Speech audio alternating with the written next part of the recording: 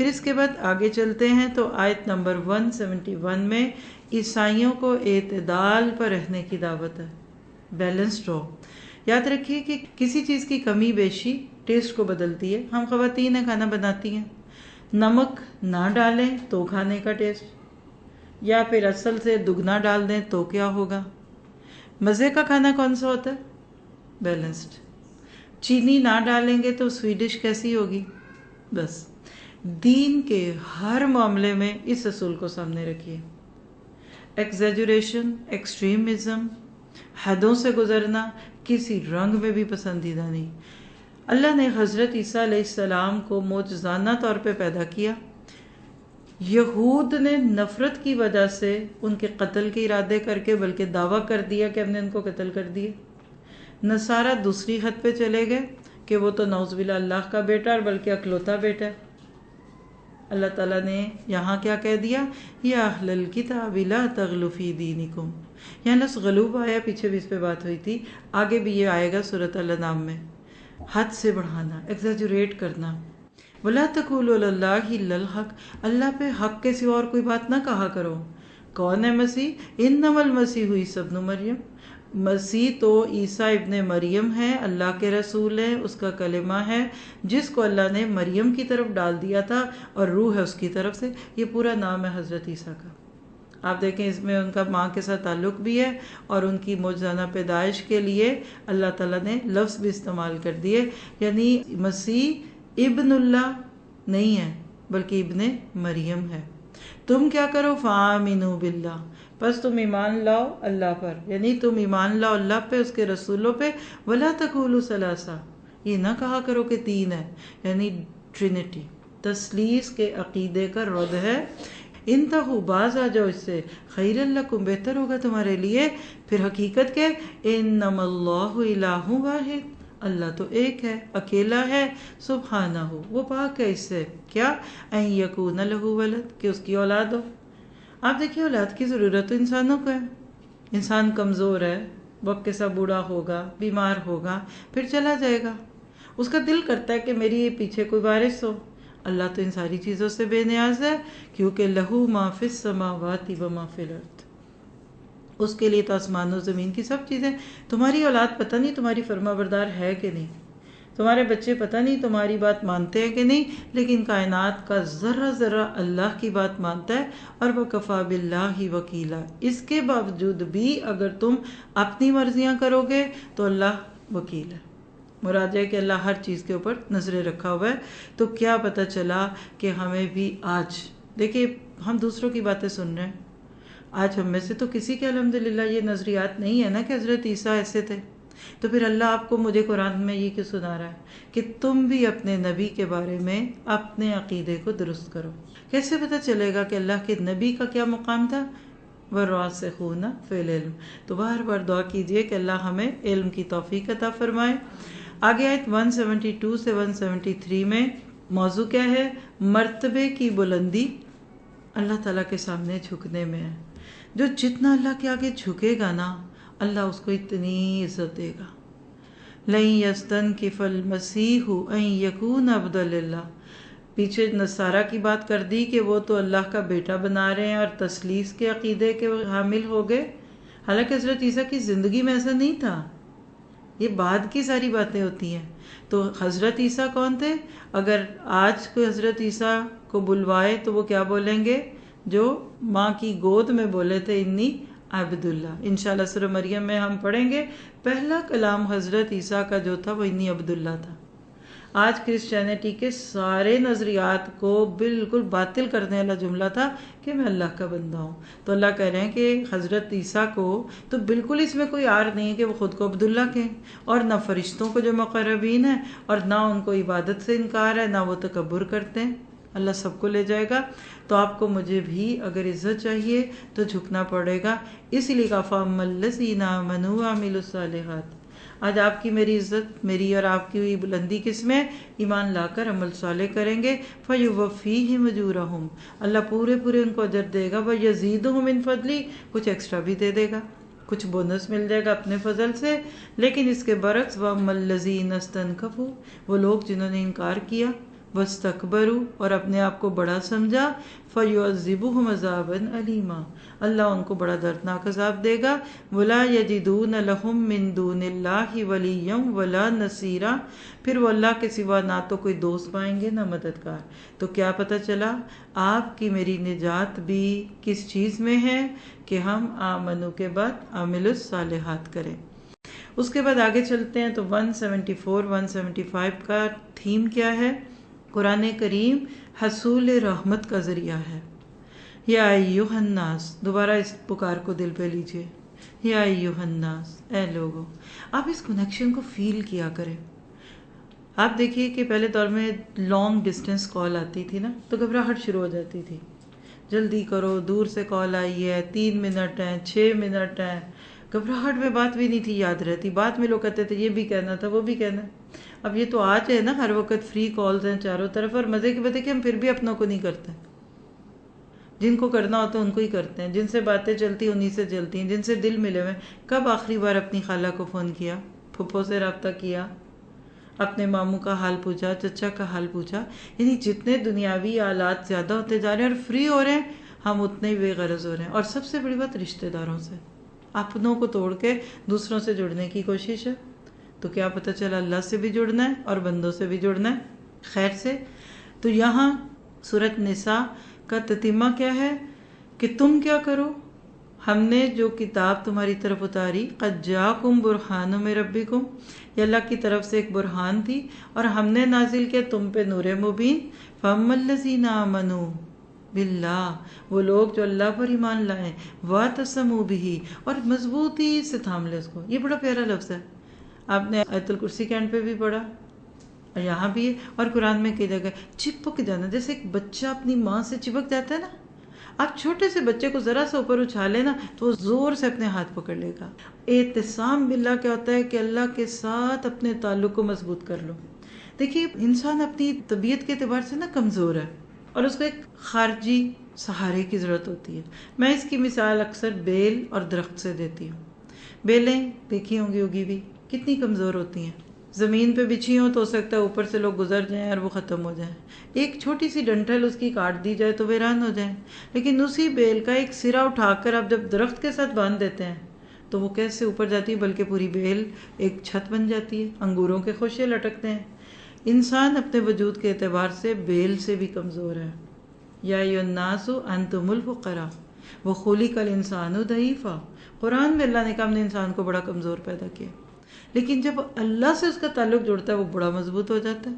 अल्लाह के नबी के सहाबा इसीलिए बड़े करजियस थे कि वो उन्होंने अल्लाह का सहारा पकड़ा हुआ था।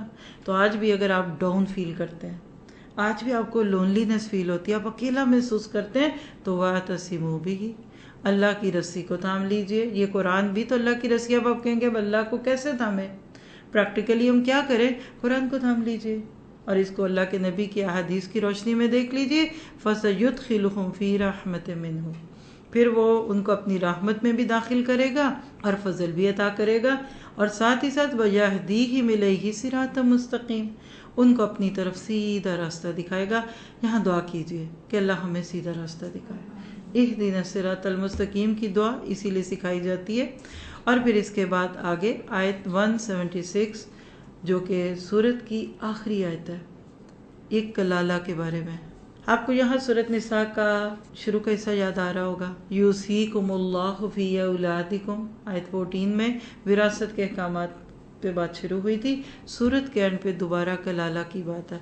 और कलाला कौन होता है? ला वलद वला वालिद, किसी इंसान की ना तो अपनी डायरेक्ट औलाद है, यानी बेटा नहीं है, बेटा नहीं है तो पोता और नवासा भी नहीं है, और इसी तरह पीछे से देखें तो बाप नहीं है, दादा नहीं है।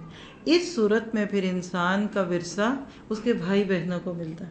यानी आप दूसरे लफ्ज़ों में कह सकते हैं कि भाई बहनों को हिस्सा मिलने की बस एक ही सूरत है कि मरने वाले का अपना बेटा या उसका माँ बाप ना हो या बाप ना हो। डिटेल्स में वो आप पढ़ लीजिए, क्या पता चला कि अल्लाह का दीन कितना खूबसूरत है, हर हक वाले को उसका हक दिया। तो अल्लाह ताला से दुआ है कि हमें इन सारी चीज़ों को समझने की तौफीक अता फरमाए। यहाँ पे हमने कुरान पाक की एक और ख़ूबसूरत सूरत पूरी की, और अब आगे हम एक और ख़ूबसूरत सूरत शुरू करते हैं, सूरत माइदा। ترتیب کے ساتھ جو صورتیں چل رہی ہیں ساری کی ساری مدنی صورتیں ہیں. سورۃ فاتحہ کو چھوڑ دیجئے تو وہ مکی بھی ہے اور مدنی بھی ہے اور طویل صورتیں. اس بارے میں ہم اس کی 82 آیتیں پڑھیں گے. اگلا پارہ پھر اسی سے شروع ہوگا. مائدہ کس کو کہتے ہیں؟ ٹیبل کلاتھ، خوان، دسترخوان. اس صورت کے بالکل اینڈ پہ نصارہ کے ایک مطالبے کا تذکرہ ہے جو انہوں نے حضرت عیسیٰ سے کیا تھا کہ بھئی بنی اسرائیل پہ تو من و سلوہ اترا تھا، تو ذرا ہمیں بھی تو کچھ دیجئے. تو وہ اترا کہ نہیں اترا، لیکن اس نام پر یہاں موجود ہے. اور سورۃ مائدہ میں کھانے پینے کی بہت باتیں ہیں. یا ایھا الذین آمنوا بہت آتا ہے، احکامات بہت ہیں. اور اس کے بارے میں حضرت عائشہ کا ایک قول ملتا ہے کہ یہ نبی صلی اللہ علیہ وسلم کی زندگی کے آخری دور کی صورتوں میں سے، اس لیے اس کے حلال کو حلال سمجھو، حرام کو حرام، کیونکہ اس کی کوئی آیت منسوخ نہیں ہے. اور بہت ہی پروفاؤنڈ قسم کی صورت ہے. اور خاص طور پہ اس میں یا ایھا الذین آمنوا بہت دفعہ ہے. اور پوری اسلامی شریعت کی آپ کہہ لیجئے کہ ایک چھوٹی سی تصویر سورۃ مائدہ ہے.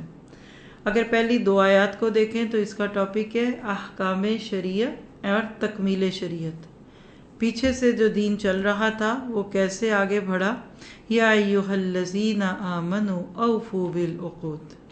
پہلے جملہ دیکھیے، اے ایمان والو وعدوں کو پورا کرو، عہدوں کی پاسداری کرو. کیا پتہ چلا کہ مومن کی زندگی ایک پابند زندگی ہوتی ہے. مومن شتر بے مہار نہیں ہوتا. اشہد ان لا الہ الا اللہ و اشہد ان محمد رسول اللہ کہہ کر جو عہد کرتا ہے اللہ سے اس کو نبھاتا. بیوی کے ساتھ قبول ہے کہ دعوے کے ساتھ جو اقرار کرتا ہے وہ ساری زندگی نبھاتا ہے. بیوی شوہر کی طرف سے نکاح کے اس پیغام کو قبول کرتی ہے تو اپنی زندگی کے آخری دم تک وہ ایک اچھی بیوی بننا چاہتی ہے. انسانوں کے ساتھ انسانوں کے پیکٹس ہیں. آپ کہیں جاب کے لیے کوئی سائن کرتے ہیں، آپ کسی دین کے کام میں والنٹیئر فارم کو اپنے لیے کمٹمنٹ کے درجے پہ لیتے ہیں تو پھر اس کو پورا کرنا ہے. مومن سارا وقت اسی پلڑے میں ہوتا ہے. تو اس میں آپ کو مجھے جو پیغام دیا جا رہا ہے کہ اللہ کے ساتھ کے معاہدے کو بھی پورا کرو اور اللہ کے نام سے جو بندوں کے ساتھ تمہارے معاہدے ہوئے ہیں ان کو بھی پورا کرو. مومن تعلق باللہ اور تعلق بالناس میں بہت سینسٹیو ہوتا ہے. پھر اس میں ایک بہت ہی خوبصورت پیغام ہے وَتَعَاوَنُوا عَلَى الْبِرِّ وَالتَّقْوَى. نیکی اور تقوی کے کاموں میں ایک دوسرے کے ساتھ تعاون کرو. وَلَا تَعَاوَنُوا عَلَى الْإِثْمِ وَالْعُدْوَانِ. نافرمانی اور گناہ کے کاموں میں تم تعاون نہ کرو. یہاں جو لفظ ہے نا بر کس کو کہتے ہیں؟ پیچھے آپ نے پڑھا لیس البر آیت 177 سورۃ بقرہ. پھر چوتھے پارے کے شروع میں کیا آیا تھا؟ لن تنالوا البر سورہ آل عمران میں. یہاں کیا آ گیا؟ بر. تو بر کیا ہے؟ ایمان، عقائد، معاملات، عبادات اور اخلاقیات کا مجموعہ. یاد رکھیے کہ دین 2 طرح سے مکمل ہوتا ہے. اچھے کام کر کے نیکی کے کاموں میں ایک دوسرے کی مدد کر کے اور برے کام چھوڑ کر گناہ کے کاموں میں ایک دوسرے کی مدد نہ کر کے. یعنی یہ 2 جملے لکھ لیں. اچھے کام کریں گے اور دوسروں کو اس کی دعوت دیں گے تو آپ کا آدھا دین مکمل ہو جائے گا. اور اس کے بعد برے کاموں سے روکیں گے، خود بھی نہیں کرنا دوسروں کو نہیں کرنا، تو دین پورا ہو جائے گا. اب آپ ذرا سا اس کو لائیے ذہن میں. یہاں ایک جملہ نوٹ کیجیے گا، 100 اچھے کام کروانا آسان ہے. مثلا آپ لوگوں سے کہتے ہیں یہ وظیفہ کر لو، یہ دعا یاد کر لو، نماز پڑھنی چاہیے، اچھا ذرا تم یہ کر لو. لوگ کہیں گے جی ٹھیک ہے ٹھیک ہے ٹھیک ہے. ہر بندہ نیکی کے جملے کو پسند ضرور کرتا ہے، وہ کرے نہ کرے خوشی سے کریں گے. آپ کہتے صدقہ دینا چاہیے، عمرہ کرنا چاہیے، حج کرنا ہے، جی. جہاں آپ ایک برے کام سے روکیں گے نا وہاں ریزنٹمنٹ ہوگی، وہاں گھبراہٹ ہوگی. کسی کا سگریٹ چھڑانا ہو، کسی کے شراب کے نشے کو چھڑانا ہو، کسی کے مالی معاملات کو چھڑوانا ہو، عادات میں خرابی ہو، اس پہ لوگ غصہ کرتے ہیں. آج ہم جس نہج پہ کھڑے ہیں نا، یعنی we are standing on a point کہ آج ہم اچھے کاموں کی دعوت بہت دیتے ہیں لیکن برے کاموں سے روکتے نہیں ہیں. اس کی مثال ابھی رمضان میں دیکھیے آپ کیا کیا ہو رہا ہے. کیا نہیں ہو رہا؟ کتنے کھانے بٹ رہے، کتنی افطاریاں، کتنی سحریاں. عمرے پہ جانے والوں کی لائنیں دیکھیے، ذرا حرم کا منظر تو دیکھیے. حج جتنا تو رش ہے. اچھے کام کر رہے ہیں، 2-2 لاکھ کرون لگا کر پورے خاندانوں کو ہم عمرہ کروانے اور کر کے جانے پہ تیار ہیں. لیکن جب آپ کو اپنے ہی گھر کے کسی معاملے میں ایک بری رسم سے روکا جائے، آپ کو اپنے بچوں کی شادیوں میں کسی خلاف سنت کام سے روکا جائے، تو آپ کیا کرتے ہیں؟ ہاں، ہم ایک اور عمرہ کر لیں گے، اللہ معاف کر دے گا. ساری دشمنیاں اسی پہ پڑتی ہیں. اللہ کے نبی اگر مکہ میں یہ پیغام دیتے نا کہ لوگوں یہ قرآن پڑھو، اس سے تمہارے مردے بخشے جائیں گے، تمہارے گھروں میں برکت آئے گی، یقین کرے مکہ والے تو آپ کے سامنے پانی کی بوتلیں رکھ دیتے کہ ذرا اس میں پھوکے مار دو اور برکت دے دو. ساری دشمنی مکہ والوں کی جو 13 سال نبی صلی اللہ علیہ وسلم کی ہوئی تھی، وہ کیا تھی؟ وَلَا تَعَاوَنُوا عَلَى الْإِثْمِ وَالْعُدْوَانِ. خاندان ٹوٹے، آپ پہ الزام لگے، آپ کو مکہ سے نکالا گیا، اپنے آپ کے سامنے آگے میدان جنگوں میں بعد میں. تو آج آپ اور میں اپنے ساتھ ایک وعدہ کریں، جس اللہ کی رضا کے لیے اچھے کام کرتے اور دوسروں کو اس کی دعوت دیتے ہیں نا، اسی رب کی رضا کے لیے برے کاموں سے خود بھی رکنا ہے اور دوسروں کو روکنا ہے. اس وقت امت میں جو یہ بے برکتی ہے نا، اس کی وجہ شاید یہ ہے کہ ہم گناہ کے کاموں پہ تعاون نہیں چھوڑتے. ہم کبھی کسی کے ساتھ کسی رسم میں یا اس کی کسی تیاریوں میں مدد کرتے ہوئے نہیں سوچتے کہ اس کام کے بعد گناہ ہوگا کس سبب. یہ کام، یہ کپڑا، یہ جوتا، یہ زیور پہن کر کوئی بے پردگی کرے گا یا کیا ہوگا؟ کوئی اس جگہ پہ ہماری دعوت پہ ہمارے کارڈ کے اوپر آ جائے گا تو وہاں جا کر وہ اس کے لیے نیکی کے موقع ہوں گے یا گناہ کے؟ تو ہمیشہ اللہ سے خیر مانگیے. پھر اس کے بعد ایک اور بات پتہ چلتی ہے کہ اجتماعی طور پر جب بندہ نیکیاں کرتا ہے نا، اس میں برکت بہت ہوتی ہے. جامع ترمذی کی ایک روایت ہے 2671 کہ اللہ کے نبی نے فرمایا، جس نے بھلائی کا راستہ دکھایا تو اسے اتنا ہی اجر ملتا ہے جتنا اس کے کرنے والے کو ملتا ہے.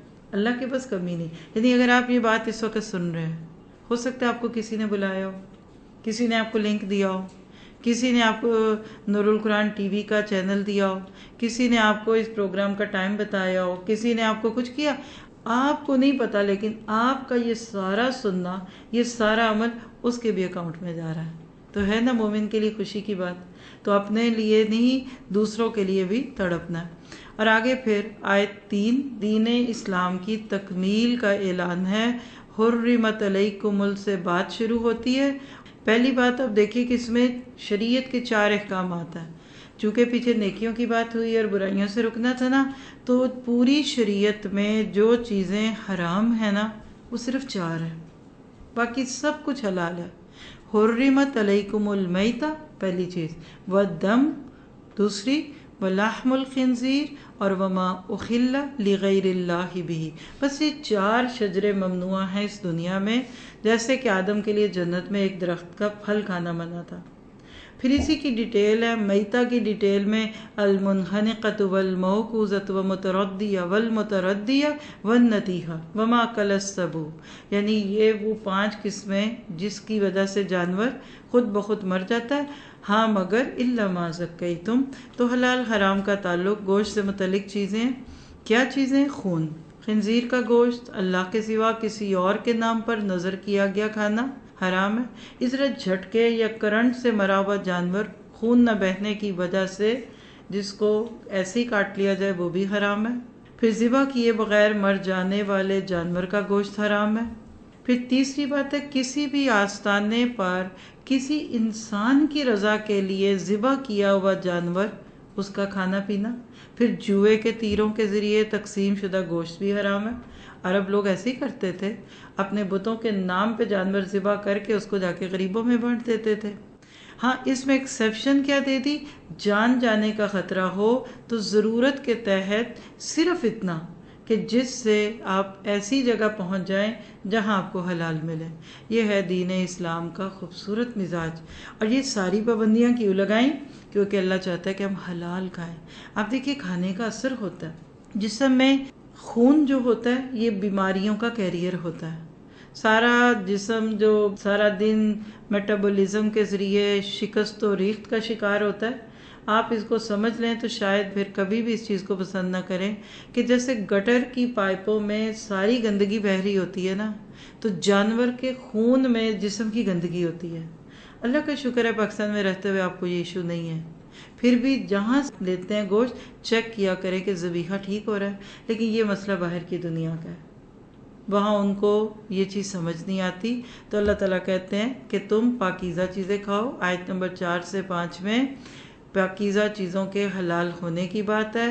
یسألونک ماذا احل لہم، وہ آپ سے سوال کرتے ہیں کہ کیا حلال ہے ان کے لیے۔ ان ساری کھانے پینے کی چیزوں میں اب غیر مسلم عورت سے نکاح کی بات ہے۔ یہاں اتنی ڈیٹیل سے ہم بات تو نہیں کر سکتے، لیکن ذرا سا سمجھنے کی کوشش کرتے ہیں۔ آیت کے اندر ایک ٹکڑا ہے حل لہم والمحصنات من المؤمنات والمحصنات من الذین اوتوا الکتاب، یعنی اہل کتاب کی عورتوں میں سے شرط کیا ہے کہ اگر وہ مومنہ ہے، وہ اپنے دین کے مطابق اصل عقائد پہ موجود ہے، اور دوسری بات یہ ہے شرائط کچھ ہیں۔ نمبر 1، جیسے ایک مسلمان عورت سے نکاح کے لیے مہر ہوگا، اس کا بھی ہوگا۔ نکاح گھر بسانے کے لیے یعنی حفاظت نکاح میں لانا ہے، صرف وقت گزاری نہیں، پیپر میرج نہیں، ٹائم باؤنڈ میرج نہیں ہے۔ پھر وہ نکاح چھپا ہوا نہیں ہوگا، اس کا اعلان ہوگا، اور زنا نہ کرنے والے، یعنی وہی شرائط جو ایک مسلمان عورت سے شادی کے وقت رکھی جائیں گی وہی ایک غیر مسلم عورت کے ساتھ شادی کی رکھی جائیں گی، تو پھر وہ نکاح جائز ہے۔ كتاب أنزلناه إليك مبارك ليدبروا آياته وليتذكر أولو الألباب كتاب أنزلناه إليك مبارك ليدبروا آياته وليتذكر أولو الألباب